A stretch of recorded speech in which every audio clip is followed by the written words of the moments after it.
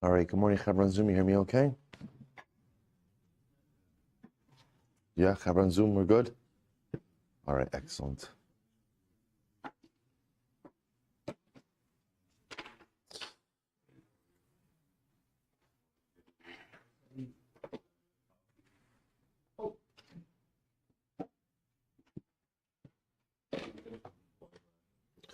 All right, Shabbos, say good morning. Good morning. Let us begin. Begin by thanking our sponsors for this morning share. To thank our Talmud Torah sponsors for the month of Menachem Av, Benjamin and Elise Wall from Netanya Eretz Yisrael, for dedicating all the Sherman Drushos this month in honor of Moshe Abramson and Jeremy Lassen, for all of their Mesiras Nefesh, for enabling those outside of our physical base measures to participate in all of our shiurim. To thank our Week of Learning sponsors, Aaron and Alana Weinberg, with gratitude to Hashem on the 12th anniversary of the refuah of their son Yonatan Shai, and Saeed and Simah Haken for the refuah shlim of Avram ben Zinat, and for the Hatzlacha for the entire family. And also we thank all of our sponsors for their generosity.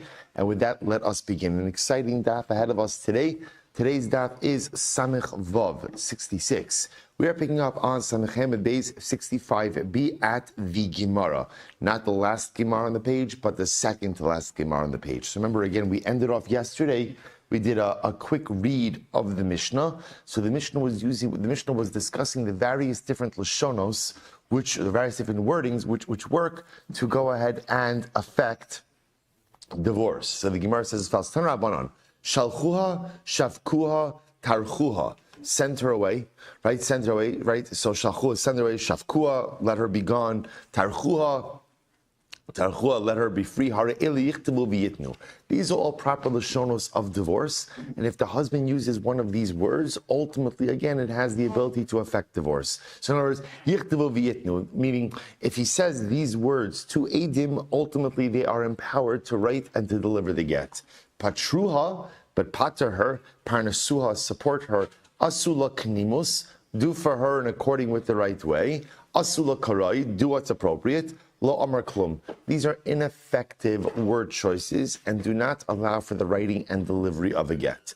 Tanya, Rabbi Nassim, or patruha, Rabbi Nassim says, if his husband says patruha, dvarav kayamin, ultimately again his words work, right? That works.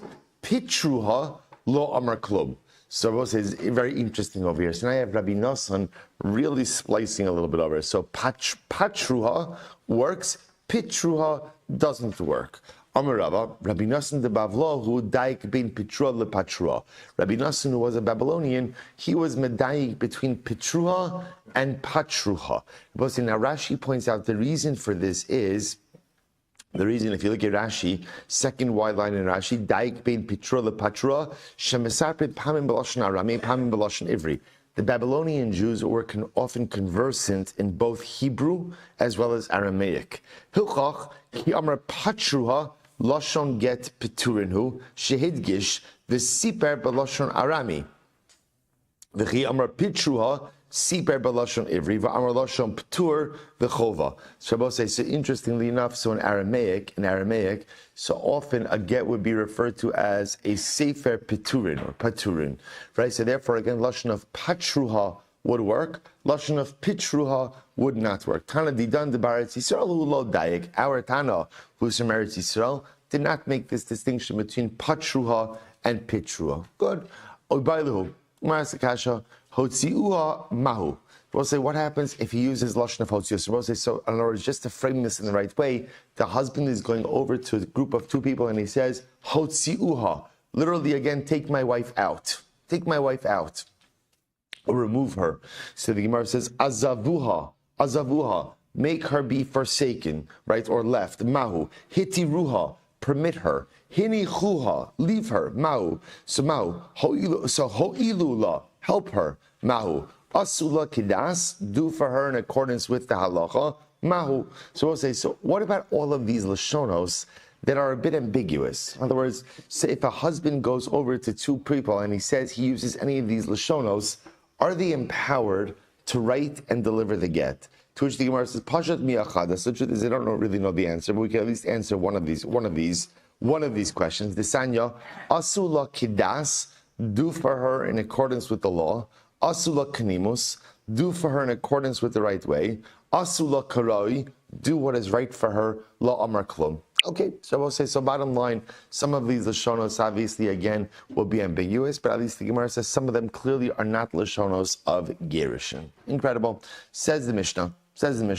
Let's say, it's interesting, there's a good Musar Haskell in this, which is both in marriage and in divorce, say what you mean. Meaning that I will say that sometimes, again, one of the most difficult things that sometimes causes shalom bayis issues is when couples, right, expect each other to know what the other wants without saying it, right? The most common misnomer of marriage is that if you love someone enough, you should know exactly what it is that they need, even if they don't say it, right? And unless you're a Navi, you can never know what someone else needs unless they say it.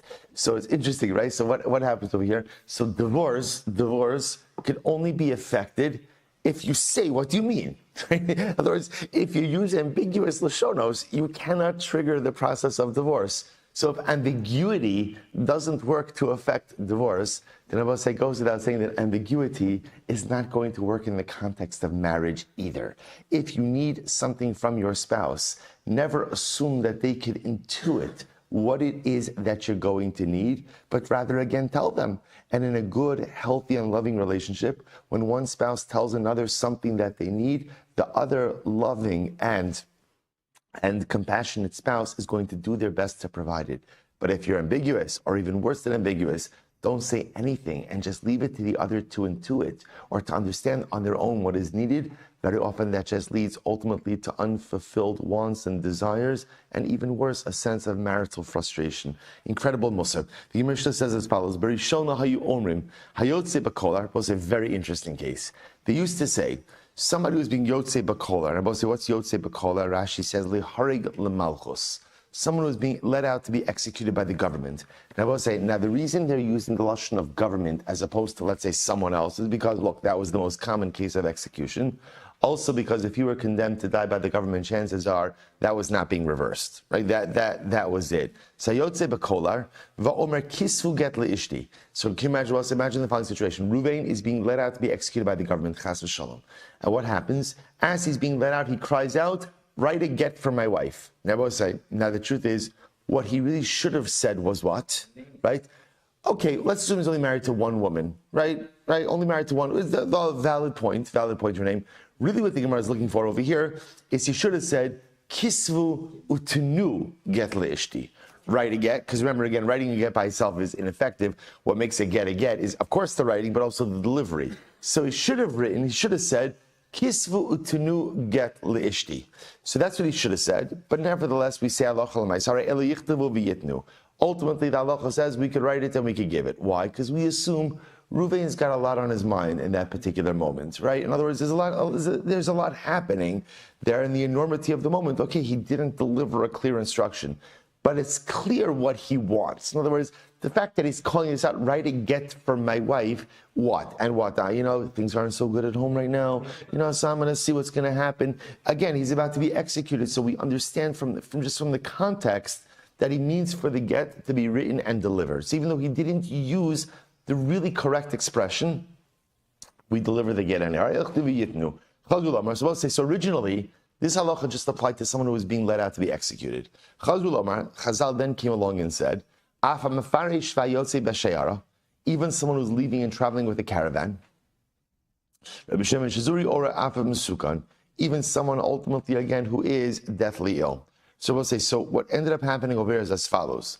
What they did is, so originally this applied to someone who was about to be executed, right? Then what happened is Chazal kind of extended it to other people who are clearly in life-threatening situations. Sayotzi b'sheyara means someone who's traveling. Now again, that could be traveling over wide swaths of land or traveling by sea as well. Though shayara usually means by land, not by sea, but it refers to a long journey which has some level of inherent danger. Misukan is someone who's deathly ill. So these are individuals who would have a vested interest in giving a get to their wife. So even though ideally the wording that should be used is kisvu utenu, we assume that if they only say kisvu, they meant kisvu utenu, but Lamaisa didn't give the right instructions because they're a bit preoccupied with the enormity of their present circumstances. Incredible. Smart tells a story. Geniva yotzi b'kol haba. So Geniva Rabosa was being let out to be executed by the government. Kihava karnafik, Amar havu arba meozuze l'Rabbi Avina mechamra dinar panya.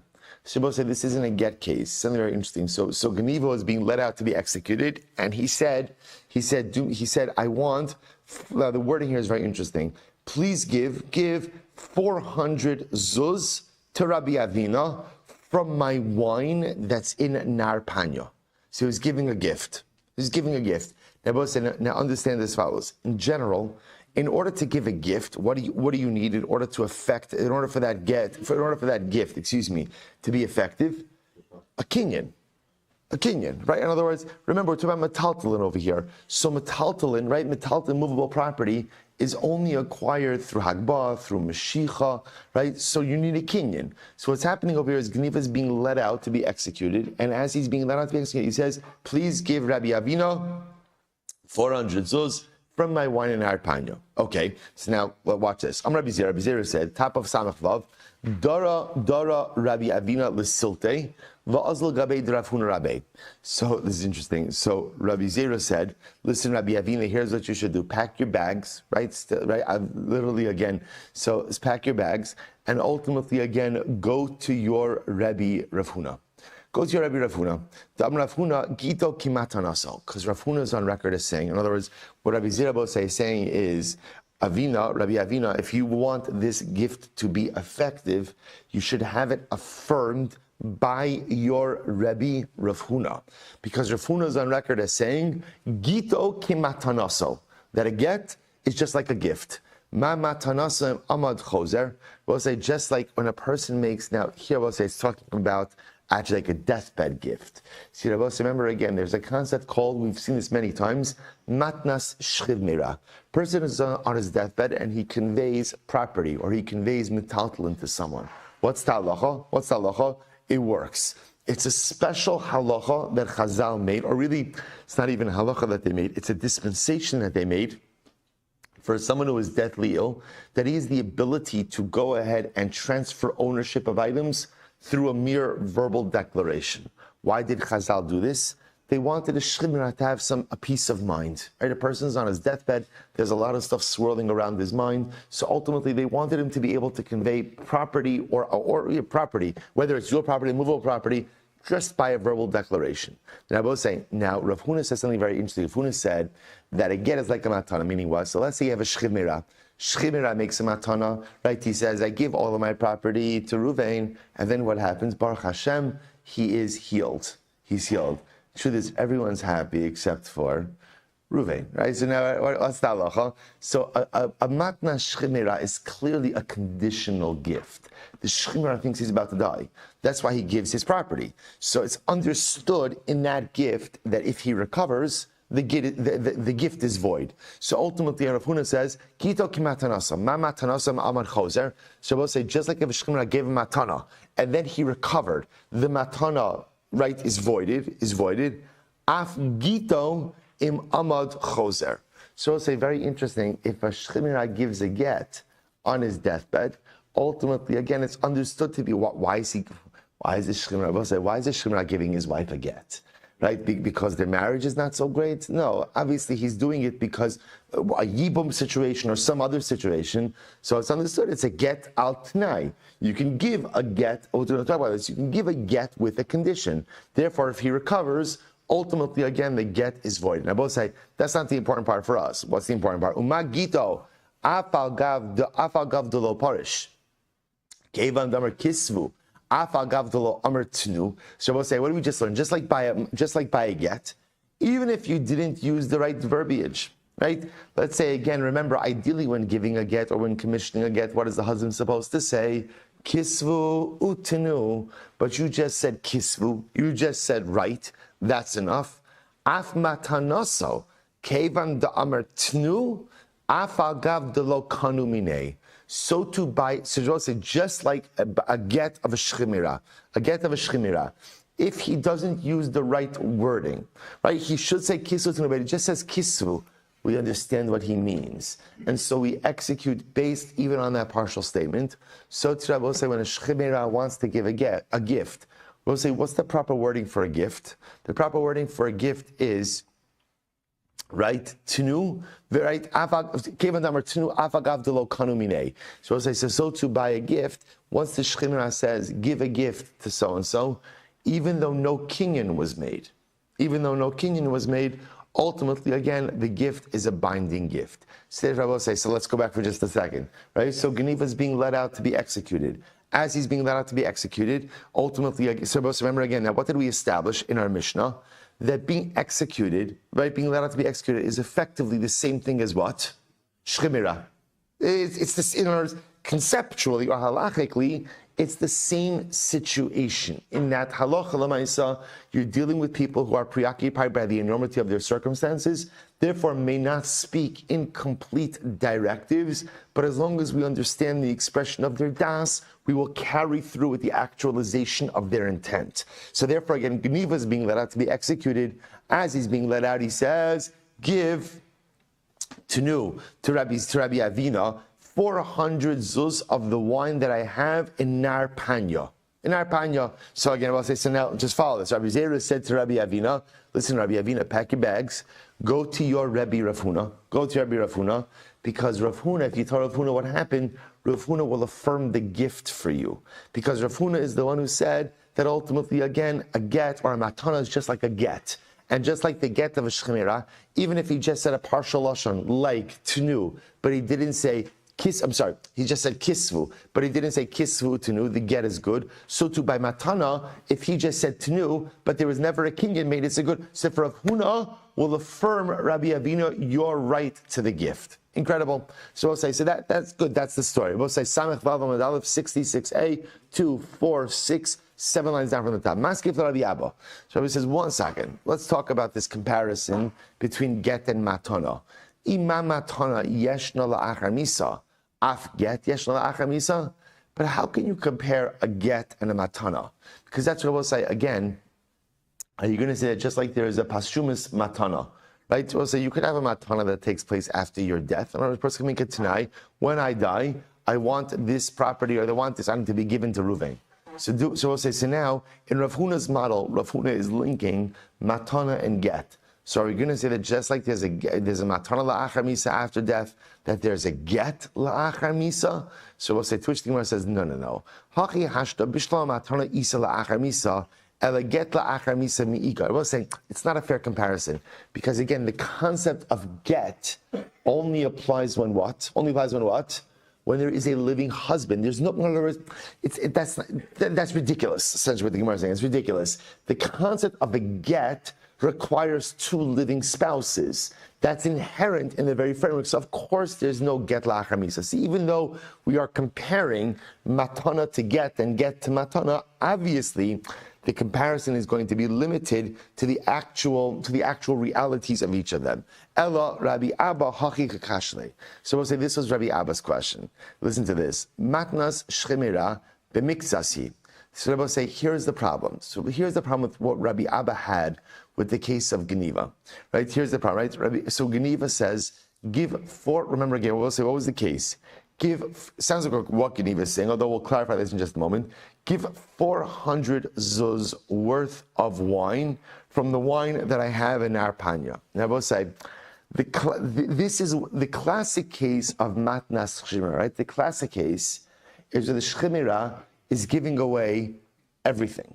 That's the classic case. This is a case of matnas shchimira b'mikzas. Shchimira is giving away some of his property. Rabbi say, now when a shchimira is giving away some of his property, so he says, matnas shchimira mikzasi or matnas shchimira mikzas baya kinyan. Wow, so we'll say very interesting. In general, when do we say that a gift of a shchimira doesn't require a kinyan in order to affect conveyance, right? When it's a complete gift. Because it will say, what's happening over here is Shchimra knows he's about to die. right? And therefore he's giving away everything.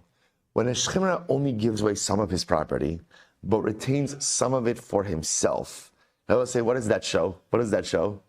That maybe he's not sure he's going to die. Well, if he's not sure he's going to die and he's saving some property for himself, then what? Effectively, it's not matna shchimira. It's just a regular conveyance. Well, if it's a regular conveyance, then what does it require? What does it require?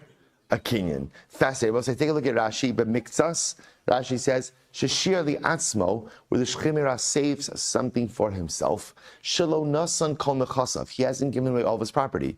Ubai kinyan. And therefore, again, the recipient of the gift should really require a kinyan to acquire it. Tachi kaimalamba, basra parak mishameis, techeven sheshir legarnei midi, ena kimitsuva machmas misa, hol vachas al parnosas atzmo, varihi kematnas bari. Rabbi say, isn't this fascinating?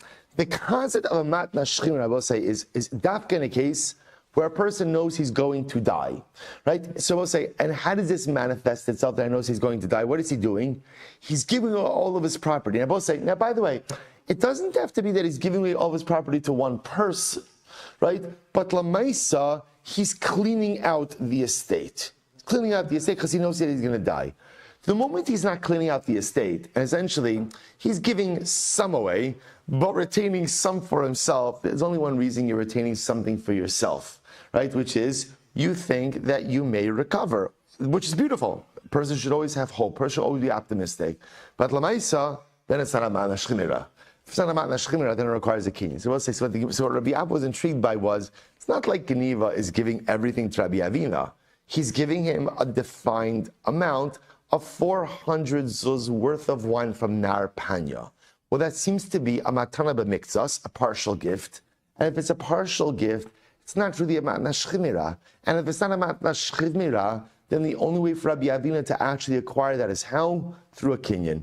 Michlad Rav Huna savar lo by a kinyan. So maybe Rav Huna holds that even a partial gift of a shchimira doesn't require a kinyan, but that's not true. Val kaimalan de by a kinyan. Even Rav Huna is on the same page that a partial gift of a shchimira is no longer really a matna shchimira and therefore requires a kinyan. If that's the case, Rabbi Avina, again, I will say to be clear, no one suggesting Rabbi Avina is not entitled to the wine. He should get the wine, but just understand in order to acquire the wine, what does he have to do? What does he have to do? He's got to go to Nar Panya and do a physical kinyan on the wine. Shabbos says, listen to this. Shiny hacha to mitzvah machmas misuhu. So Rabbi say, this is very interesting. Maybe this case is really different. I will say that maybe really what the Gemara is highlighting over here is in this case, Geniva is about to be executed. So we'll say, and remember again, as we said before, when you're being executed by the government, there's no reversal, there's no stay, you are about to die. So we'll say, so maybe in this kind of case, the fact that Geniva only transferred some of the property, okay, but ein matna shchimira gidola mizo. This is a matna shchimira. This man, unfortunately, is about to die. So maybe even though normally, in a case of a guy who's deathly ill, he's on his deathbed of shchimira, if it's a partial gift, he requires a kinyan, right? Maybe. But this case is different because he is certainly going to die, and therefore, again, we treat this like a true matna shchimira. Very interesting. Michlal, Rabbi Abba Savar, Mitzuva Machmas Misa, by a kinyan. So I will say, I can infer from this that in a case of mitzvah machmas misa, ultimately we require a kinyan. V'ha kaimalan delo by kinyan. But we learned that lamaisa again, that lamaisa doesn't require a kinyan. El Rabbi Amma hachi kashile. So I will say, here was really Rabbi Abba's kasha. Listen to this. So we'll say, Rabbi Abba's kasha was not in the mechanism of the gift. Rabbi Abba's kasha was in the nature of the gift itself. What was his problem? So also listen to this. If you look, by the way, you don't have to go back, but I'll read it to you. If you notice the wording of the gift itself, how did Geniva convey ownership? He said, Havu arba mea zuze l'Rabbi Avina, mechamra dinar panya. So he says, give 400 zuz to Rabbi Avina from the wine of Nar Panya. So we'll say, so Rabbi Abba says, what is he saying exactly? Listen to this. He doesn't say chamra lo kamar. So you both say the easiest thing would have been to say, give Rabbi Avina what? Arba mea zuze chamra. Right? Give him 400 zuz of wine. But he doesn't say that. He doesn't say chamra, right? He also doesn't say, right? So chamra lo kamar, demei chamra lo kamar. He also doesn't say the value of wine. Look at Rashi. Right? I'm sorry. Demei chamra lo kamar. Havu le arba me'azuzim mi demei chamra. In other words, he also doesn't say give him 400 zuz from the wine. In other words, which would have meant sell the wine and give him 400 zuz worth of the proceeds. Rather, what does he say? Me chamra ka'amar. Rather, Rabbi say uses this lashon of from wine. Give him 400 zuz from wine of nar panya. Rabbi say now what does that mean? What exactly does that? Me chamra kamar. Rashi says me chamra kamar zuzi me chamra kamar dinesivu levichi osim mas miyayin. Rabbi say now as talented as you are, the one thing you can't do is transform wine into money. Right? So what Rabbi Abba was bothered by was the actual wording of the bequest. Why don't you just say, give him 400 zuz chamra, wine, or 400 zuz me chamra of wine, which means you're selling off wine. What does it mean, 400 zuz of the wine of that? This is what Rabbi Abba was bothered by. He just didn't understand exactly what Geniva was conveying. The other opinion says, which was really the opinion reflected by Rabbi Zera and Rav Huna, me chamra kedeliapo says kocho. So this is fascinating. Ultimately, again, the reason why Geniva used this a little bit of convoluted lashon of give 400 zuz to Rabbi Avina from the wine of Narpanya was ultimately, again, to bolster the gift. Now I'll say, how does it bolster the gift? Take a look at Rashi. Liafo says kocho, lekach lo piresh lo zu velo zu, kedi liafo says kocho, shihelo kol yayin shelo achrayis. See, Rabbi say, the goal over here that Geniva had was for Rabbi Avina to go ahead and get 400 zuz. He wanted the 400 zuz to be secured by the wine of Nar Panya. But like this, I will say what he was ensuring was, one way or another, Rabbi Avina is getting 400 zuz. You see, had he said mechamra, right, from wine, if some of the wine spoiled, right, the inheritors of Geniva would have said, we're so sorry, Rabbi Avina, it was your wine that spoiled. And had they sold off wine and some of the wine depreciated, all the depreciation was yours.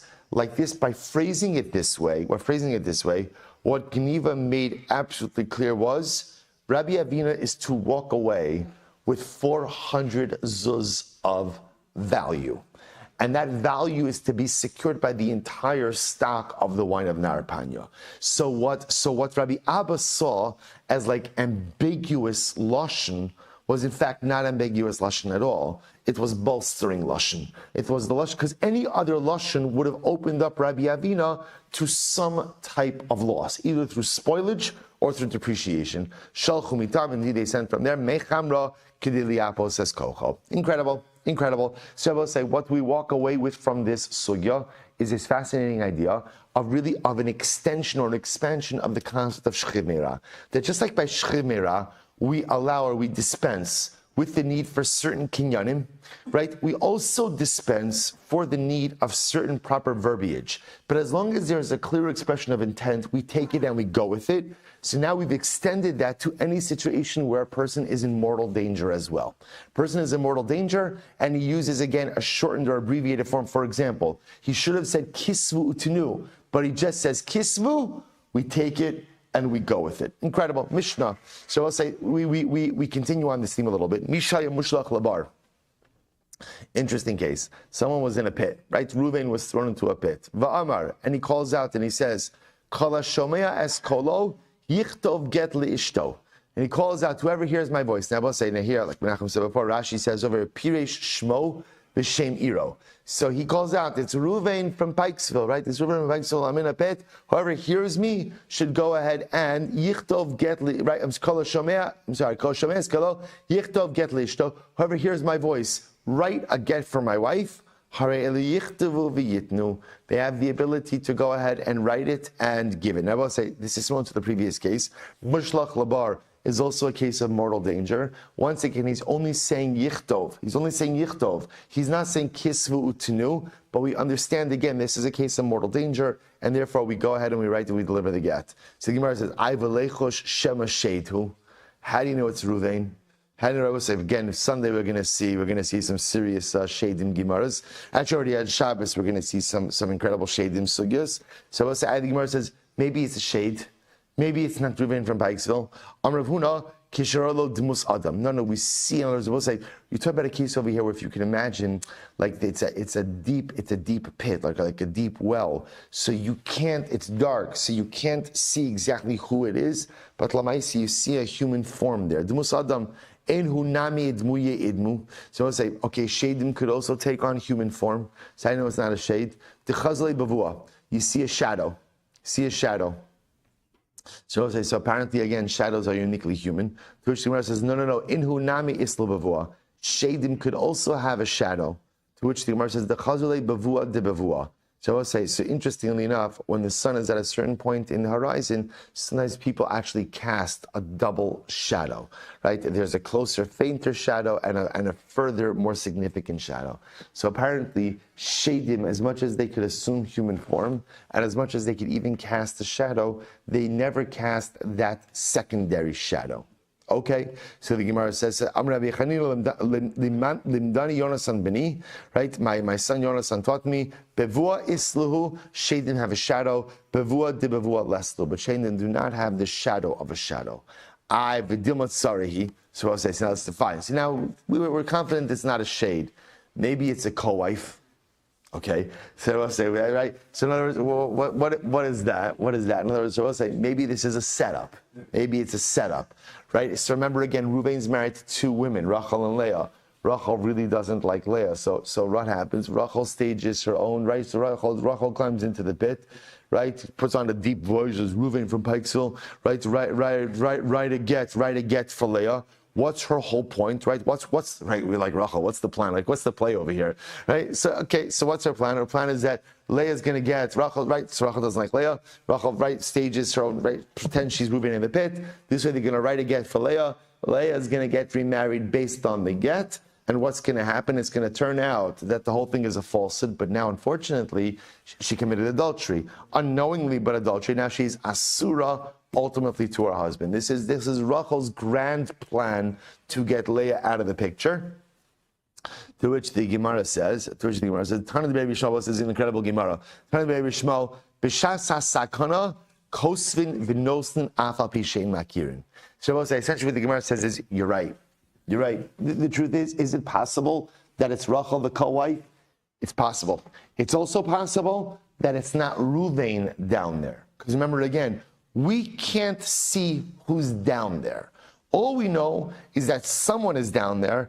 The guy down there is saying, it's me, it's Reuven, I'm going to die down here, write a get for my wife. To which the Gemara says, B'shasa sakana, in a time of danger, we write and we give even though we don't recognize who's there. So I will say this is an incredible Gemara. Essentially, I will say what we are concerned about over here is when faced with the prospect that this woman can end up an aguna, right? Because that's what could happen over here. In other words, if it is Reuven down there and Reuven dies and no one knows what happened to Reuven, his wife is an aguna. His wife is stuck. So if we have a choice between, on one hand, the guy in there is saying he's Reuven. He's saying, write a get for my wife. It's a time of sakon. He's facing potential imminent death.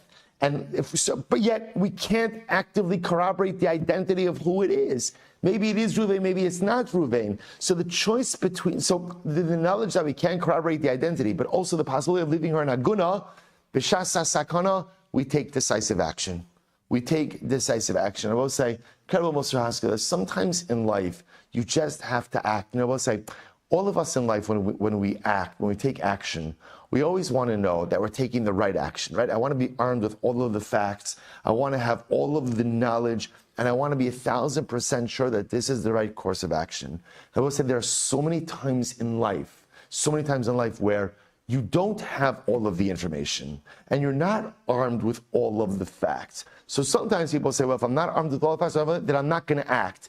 But life doesn't work that way. Sometimes in life you have to take the leap. Sometimes in life you have to act. You have to engage in decisive, dynamic activity because something has to get done, even though you're not 100% sure that it's the right course of action. Because often, if the other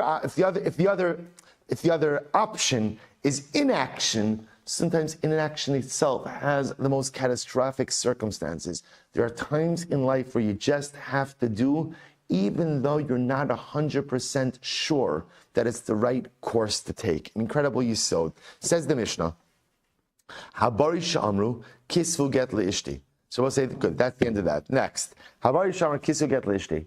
So we'll say, now listen to this. Now, up until now, we've been dealing with a shchiv meira, guy in a pit, guy being allowed to be executed.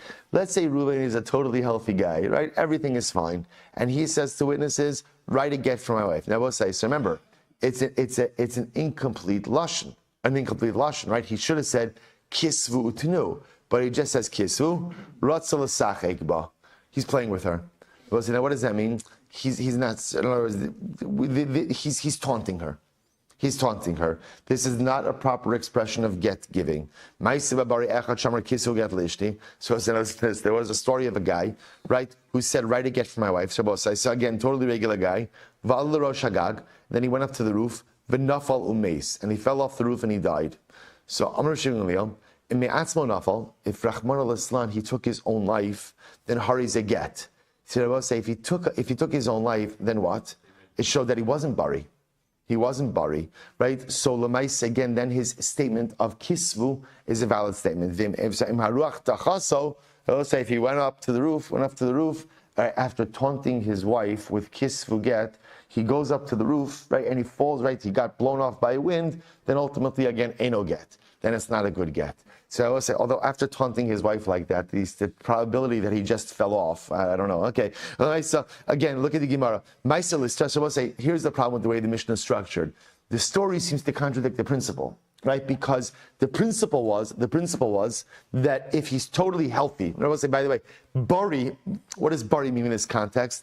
Bari means he's not a shchiv meira and he's not being let out to be executed, right? That's or he's not embarking on a dangerous journey. So that's what bari means, right? It doesn't mean that he's a totally, he's just not in this imminent death situation. So the Mishnah says, if he says kisvu, that's an irrelevant statement. Then the story comes and talks about a bari who said kisvu, and l'maisa, it was a good get. So does the story come to contradict the principle?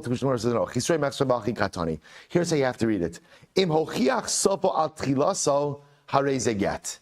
I will say, if the end, this phrase sopo mochiach al trilaso, if the end of the story retroactively sheds light on the beginning of the story, then even someone who looked like a bari may not be a bari. For example, there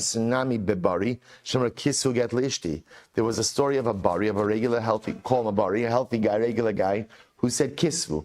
That by itself is ineffective wording for the conveyance of a get. He went up to the roof and fell off the roof and died. So I will say again, if unfortunately he took his own life, then it shows that what? The end of the story sheds light in the beginning that he wasn't a bari. He wasn't a bari. He wasn't a healthy individual. That he was, I will say, effectively a person who was in sakana. And therefore, again, the kisvu is a valid wording, ultimately, again, for the writing and delivery of the get. Harei ze get. But if the wind pushed him off, ultimately, again, no get. Then Allah the get will not be a valid get. Hu gavra. So we'll say incredible. Incredible. There's also much to we'll say also interesting. This is a fascinating Gemara in general. That there are many halachas that apply to a person who takes their own life. Halachas apply to a person that takes their own life. Right? About where they're buried. Could they be buried in a Jewish cemetery? Not be. So we'll say what's very important, and conventional halacha understands this, that when a person takes their own life, it often represents the fact that they're not a bari, right? A person goes ahead and takes that, is in so much pain that they feel that the only way to alleviate their pain is to end their own life. So we'll say, so ein choli gedola mizo, right? Ein shchimira gedola mizo. And you see, it's interesting, the halacha understands this as well. You thought the guy was a bari, but he goes off the roof and takes his own life. He's clearly not a bari. He's clearly not a bari. Very, very important way, in the way that, unfortunately, Rahman al-Islam, lo aleinu, when these things happen within our community, so important to understand the sensitivities that one is supposed to approach these horrific situations with. The Gemara goes weiter. Hu gavra de albe knishta. We'll say a person went into the shul. It was a guy went into the shul. Ashkach mikra yinuka. Diyasi. So we'll say, so what happened? Reuven walks into the base medrash and he sees a Rebbe. Mikra Yenuka means a Rebbe who teaches young children. Uberei. So the Rebbe was sitting with his son, right? And another guy. So three people sitting in the base medrash. The Rebbe's son, and a guy. They're all sitting in the base medrash. So Reuven says, listen, two of you guys mind writing a get for my wife? Walks into space. Two of you guys write a get for my wife. Okay. So the sof shachiv mikra yenuka. So we'll say at the end of the day, so what happened? So the Rebbe passed away. And Rabbi said there are two people left, the son of the Rebbe and the other guy. Mi mashvi inish bra shlicha b'makom abba. Olo. We'll say, it's very interesting. Now, here's the shaila. Does a person appoint a son, a shaliach, in the presence of his father? In other words, will a person ever appoint a father and son together as shluchim? Essentially, we'll say what the shaila is like this.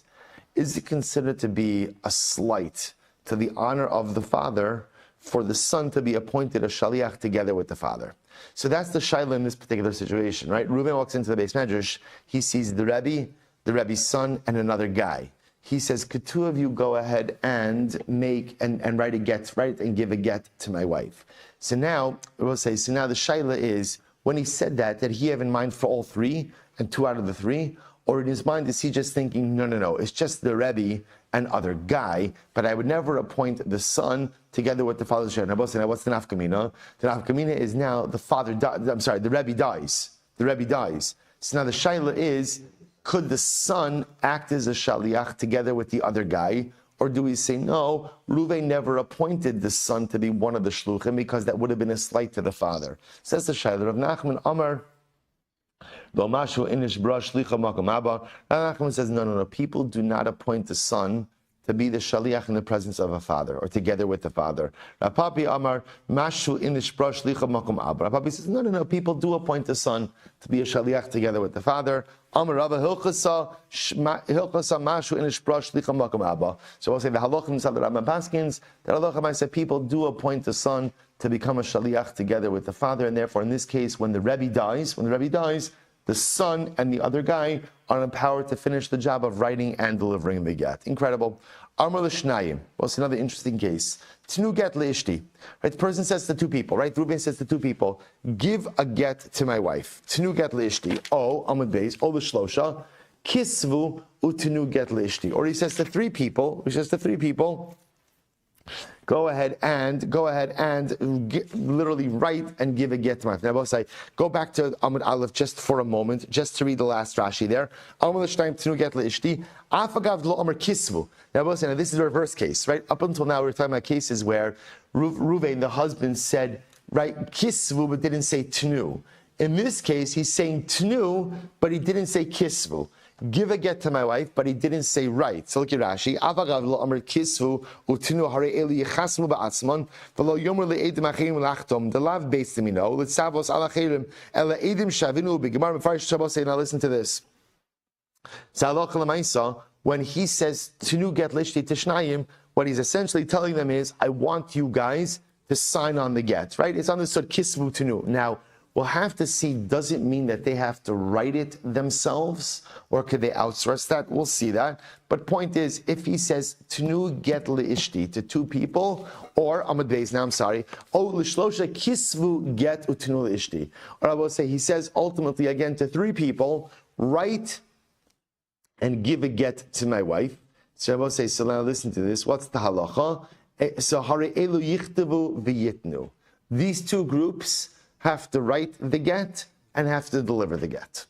Have to write the get and have to deliver the get. Okay. Amr l'shlosha. Now, so remember again, the cases are very specific. He's saying to two, tnu, to two, tnu, or to three, kisvu utnu. In both of those cases, the group of two, the group of three, they are responsible for writing and signing the get. Next case, 66b, second line down. Amr l'shlosha, tnu get lishti. What happens if he says to three people, give a get to my wife, give a get, Hari elu yomer li'achirim v'yichtavu mipnei sha'ason beis nirei meir. So we'll say this is very interesting. So essentially we'll say if he says to a group of 3, give a get to my wife, what he's effectively empowered them to do is to become a beis din. They're a beis din. Now as a beis din, they have the right to what? Outsource this process. He can say to someone else that they could go ahead and write it. But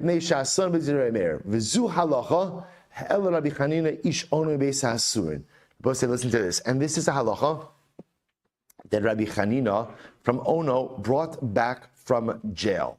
Now, both say, what does he mean he brought it back from jail? Look at Rashi. Beis Hasurin, Mishmosha Rabbi Akiva, Shenichvash Bebeis Hasurin. Both say, this is absolutely amazing.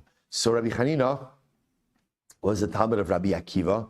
Rabbi Akiva, remember again, was incarcerated by the Romans. Rabbi Akiva was one of the Asar Rugi Malchus. He was incarcerated by the Romans. So when Rabbi Akiva was incarcerated, so Rabbi Chanina used to come and visit him in jail in order to be able to learn some Torah from him. So Rabbi Chanina brought back this ruling from Rabbi Akiva when Rabbi Akiva was incarcerated. Again, I will say this, the ruling was that if you say to a group of 3, Tenu get le'ishti, not kisvu tenu, but tenu get le'ishti, then effectively what you are doing is you are making them into a beis din. You're making them into a beis din. And as a beis din, ultimately, again, they have the ability to outsource the process to others. So what happened, I will say? So the Gemara says,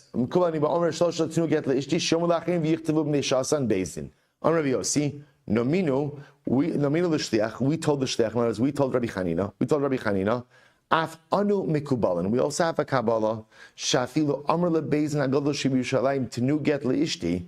That even if you said, I will say to the high court, right? Even if you said to the Sanhedrin Yushalayim, give a get to my wife, then I will say that they can't outsource it. Sheyilamdu v'yichtavu v'yitnu. They have to learn how to write it. They have to write it, they have to sign it, they have to deliver it to us. So both say, so what you begin to see is a machlokes over here about what happens if you say, so in other words, everyone agrees that if you say to a group of 3, kisvu utinu, that group of 3 is responsible for the writing, signing, and delivery of the get. If you just say to a group of 3, tenu get lishti, so what happens? Apparently Rabbi Akiva says, you've empowered them as a beis din, they could outsource it. Rabbi Yossi said, no, even if you say to a group of 3, so Tnu, ultimately, again, they are responsible, ultimately, again, to write it. They are responsible, ultimately, again, to write it, to sign it, and to deliver it. Okay, so machlokes. So the Gemara goes weiter. The Gemara says, good. Amar la asara, kisvu Tnu get lishti. If you say to a group of 10 people, write and give a get to my wife. So what's the halacha? Well, as a group of 10, echad kosef, so one writes it, ushnaim chosmin, and ultimately again 2 sign it. You don't need all 10 to sign it, 2 sign it. However, if you say kulchem kisovu, what happens if you say all of you have to write the get? Then echad kosev, one still writes it, v'kulam chosmin, but all of them sign it. Lefichach imeis echa mehem harei ze batal. There is very interesting. Therefore, in a case of where you say to 10 people, Kulchem kisu get leishti, then obviously only one of them is going to write it, but all 10 have to sign it, and if one of them dies, the get is invalid. Or also, when we say the get is invalid, it means that you can't finish the get, because again, you're in non-compliance with the Tanai of the husband. Incredible. Says the Gemara, Am Rabbi Yirmiyah bar Abba, Shalchule mi bei Rav l'Shmuel. So Rabbi Yirmiyah bar Abba said, they sent from the house of Rav to Shmuel, Yilamdenu Rabbeinu, Rabbi teach us, Amr l'Shnayim kisvu utinu get leishti. Listen to this. Reuven says to 2 people, write and give a get to my wife. Right? So 2 people, kisvu utinu, write and give a get to my wife. V'amru l'sofer, v'kasa in my house. Let's listen to this. So we'll say, so now watch what's happening over here. So Reuven said to 2 people, kisvu utinu get lishti, write and literally deliver the get. So we'll say, so now what happens? The two people say they commission a sofer. And they say to the sofer, you write the get, and then what happens? Sofer writes the get, and they sign it. So what's the halacha? Does this work? So we'll say, so in other words, what's the shaila over here? When Reuven says to the group of 2, kisvu utenu, what does kisvu mean? Now we'll say, now obviously what everyone will agree with, is that ultimately, again, the two people have to sign. They're the Eidim on the get. The Shaila is the husband being makbid that they write the get themselves or not? So Gemara says, Shalchuluhu. So ultimately, again, Shmuel said, Teitzei, if she got remarried with this get, she has to leave her second husband. V'hadavar tzarach Talmud. But you know what? We're going to have to look into this a little bit more. So, Maya davar tzarach Talmud. What does that mean? What does that mean that we have to look into this a little bit more? Ilema mishum dahavi lehu mili u'mesapka lehu mili imimson l'shliach ilo mimson shem. So we'll say this is fascinating. In general, we'll say what's happened over here.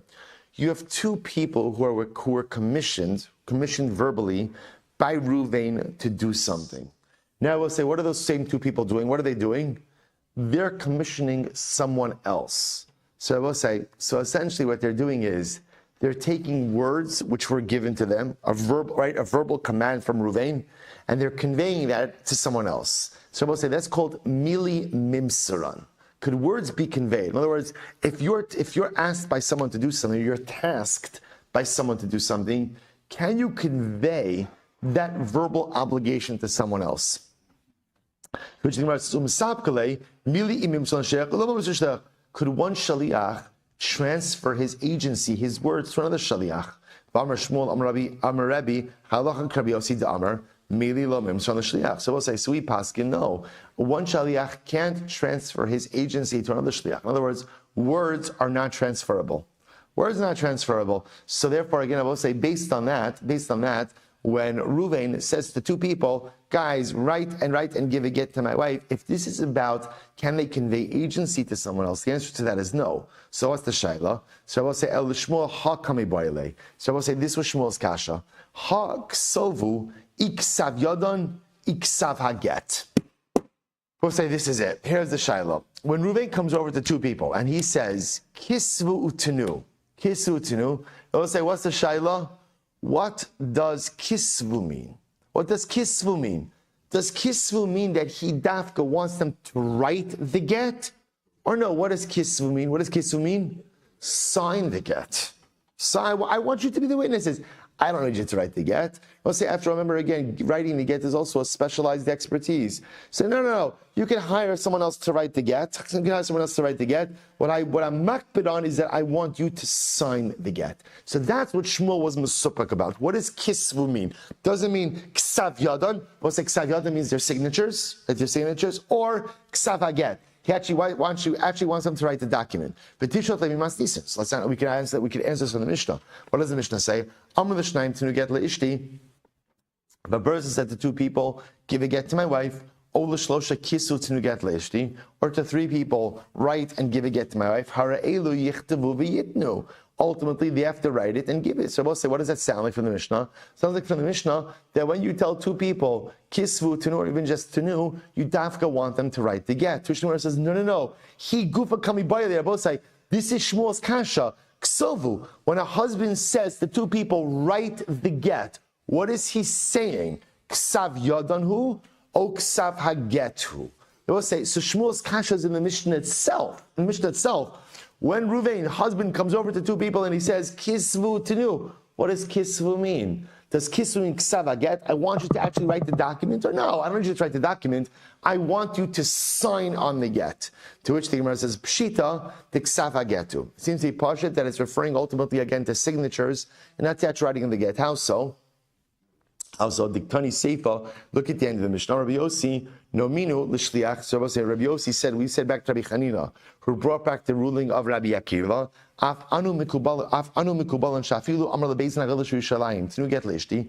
That even if a person said to the Sanhedrin, give a get to my wife, sheilamdu v'yichtavu v'yitnu la. Rabbi will say, what does it say? We teach them to write and to give to her the get. I armit b'shlam ksav hagetu shapir. So we'll say, if you say that when you say kisvu, ultimately, again, it means they have to write the get, then it makes sense that the Mishnah says, we teach them to write the get. Because I will say, remember again, a get, we saw first Tosas in the Masechta, it's got to be 12 lines, right? There's a way that you write it, so that makes sense, you lashon of teaching them. But if Lamai says just refers to their signatures, is there a Beidin that doesn't know how to sign their signatures? To To which the Gemara says, in Ika Beidin Charita. Yeah, there is something called a new Beis Din. But say sometimes when you have new Batei Din, so remember again, you could have Dayanim who are big Talmidei Chachamim but never had to sign on documents before, so maybe they don't have established signatures. So we teach them how to create established signatures. So we'll say we're going to stop over here for today. We're leaving off in the middle of the question. So we'll say, here's what we have. Here's what we have. Bottom line, it turns out that the real kasha Shmuel say is a more global kasha. That when a husband goes over to two people or to three people for that matter, and he says kisvu or tenu, or just kisvu, let's say in the case of a shchimira, so we'll say, what does kisvu mean? What does kisvu mean? Does kisvu mean, or we'll say it's what we call ksavaget, right? Ksavaget or ksav yadan. Is he makbid that they write the document, or is he makbid that they just sign but they can outsource the writing of the document? We'll say again, we're leaving off with that kasha, and Mirat Hashem resolution tomorrow. Shkoyach.